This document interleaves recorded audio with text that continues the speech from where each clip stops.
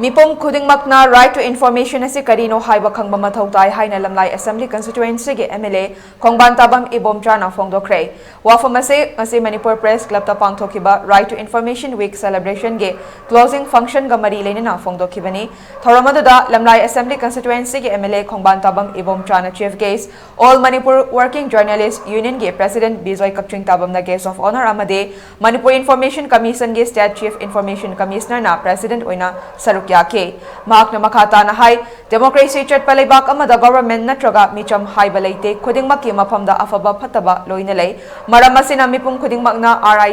RTI haiba si karino khangba yamna maru oy. Government na kari tauri kari scheme sing paikatli haiba na chingba sing Mipum khudingmakna RTI gi khutangda khangba ngamgani.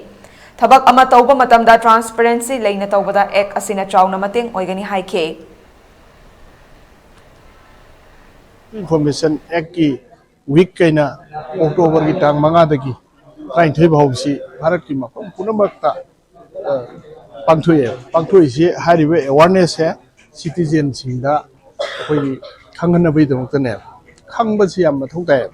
अकोई ना पोषक सी करी no है बसी खंगता गदी आई ना मधु की मरम तक कमेंट नम पिनिंग कांदा चुप न पीबंगमने अदगी मधु खरा सेमतोंग नंग मगी सजेशन जो पीबंगमने अना खंगद्रगदी मधु अकोइना मधु मरंदा